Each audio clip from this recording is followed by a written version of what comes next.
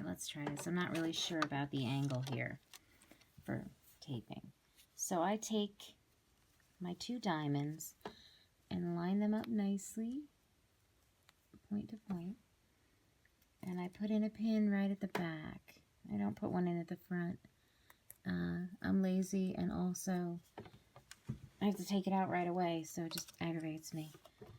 Try to get these threads out of the way. And my Bernina, of course, because it knows that I'm anxious and doing my first video, is skipping stitches on me and needs to be surfaced, so bear with me on this. So you drop in the needle right at the point of the diamond. This is, I guess technically it's a set-in seam, although nothing is flat. So you want them, you just want to sew from one corner to the next. You don't want to sew into the seam allowance. It's important that we can manipulate those seam allowances later.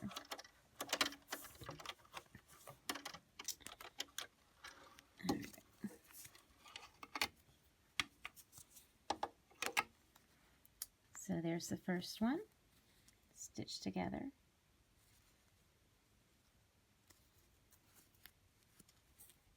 Nice. And then you just keep adding and going around.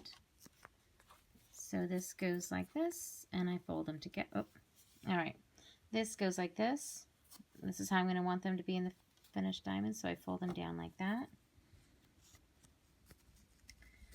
And line up my diamonds. I sew from the middle to the end. I'm sure you can do it the other way too, but this is the way I'm comfortable with it. And I kind of pull this out because I don't really want to catch that other piece. Put it down in the machine.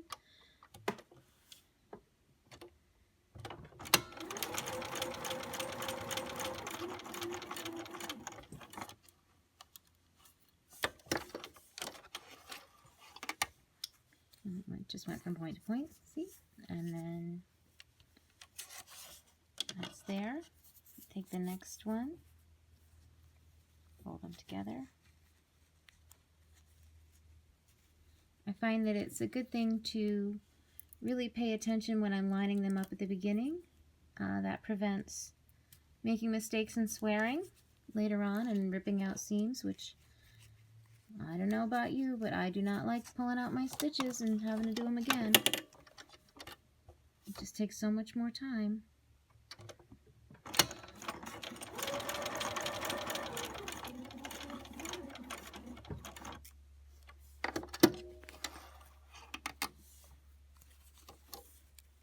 And then the last one, make sure that little red line is up at the top on this particular cut. Here's my pin.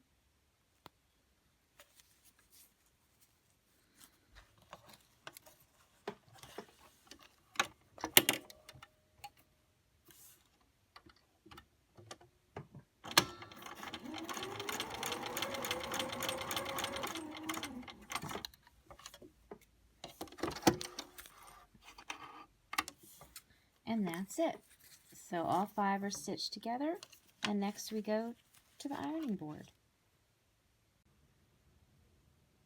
So I was using the Elmer's extreme glue to stick these down, but it's just not staying very well. I can't get the applicator close enough, so I have this Roxanne's glue based it, and it has a nice precise applicator. So I was using this, and it's actually sticking much better for me. So I think this is what I'm going to use going forward.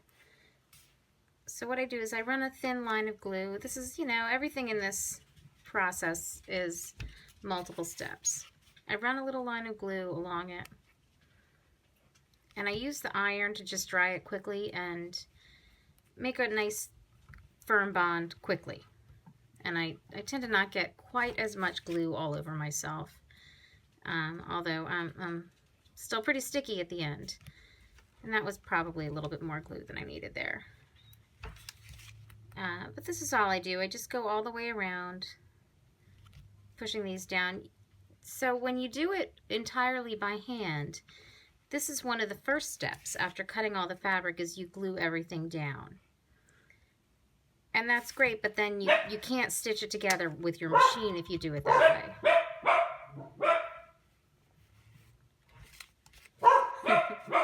We have a security breach. So I just keep doing this all the way around. I do the inner ones first, then I move on to the outer ones.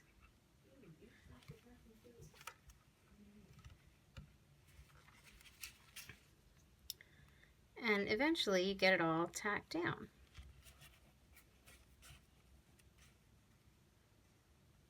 Let's see, when I try to go a little faster, it doesn't even help. So this is kind of, you know, think of it more as a meditative process than a fast project. Because even skipping those few seams of hand stitching on each face, this is a slow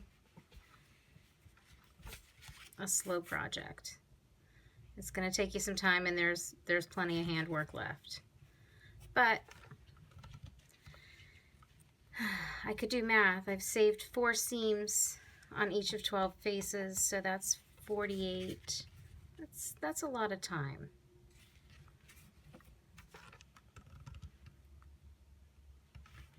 And they still took quite a while to sew by machine too. But at the end of it, I am going to have a beautiful Christmas ornament. And last year, I said I was going to give the one that I made away as a gift. And as you can see, I still have it. So I suspect this one might have the same fate. Okay, so then you have your little face. And in the next step, we're going to take each one of these. I'm going to finish all of these other ones while I turn off the video camera. We're going to take each of these and hand stitch them shut and make little, I think someone had called them baskets, but make, you know, the little face that goes inside of the star. So I'll see you again in a few minutes. All right, now all of my 5 diamond units have had their seams pressed down and glued so that now I can start the more traditional English paper piecing portion. These little tails are all kind of loose. They don't interfere with anything. It doesn't matter. So I'm going to take these flat pieces that are in, you know, a partial star and turn them into these little cupped units so that they can be the face of the star, the Moravian Star. So what I do is I have my thread that I've threaded with some silk thread. I have a thimble dot on my finger to keep the back of the needle from going through my finger. I match up the points and I take a little stitch. It's important to keep your stitches just catching a very few threads so that the stitches don't show on the front. And this is easier to do when I'm not trying to do it in front of a camera, and it goes a little faster than this. But basically you just want to stitch all the way down with little stitches because you want it to hold the pieces together pretty tightly. You don't want to go through the cardboard or the paper templates if you can help it. It's harder to push your needle through and it doesn't help anything. Alright, so when I get halfway, I turn it around. It makes it easier for me to see where I'm going. And pull your stitches nice and tight. It's important to have a fairly strong thread. This is why I tried to do this with Aurifil 80 weight, which I really like for English paper piecing. It's so thin, it's like sewing with a spider web. But when you try to do anything and tug it tightly, it snaps. It just doesn't have a lot of strength. And that might be because it doesn't want to go through. It wears away as it gets pulled through the fabric so many times. But I find it's just not exactly the right tool for this project. So here I'm at the point. I take a last stitch, and what I usually do is I look at the inside to make sure. See, it's a little open. I don't know if you can see it. I can see a little bit of light right through the point there. So what I'll do is I'll pull these tails apart a little and take stitches going across a couple times from different points, just to pull them tightly and to keep my star together. So, there we go, and then I'll knot it off. And I do a knicker knot. I put it in once and wrap it around. I think this is a knicker knot. And then it just pulls tight, and then, you know, I'll take another stitch and leave a little thread tail. This is going to be on the inside. I don't want to leave anything really long, but it'll be on the inside, so there's no reason to cut it really short and possibly lose your knot later.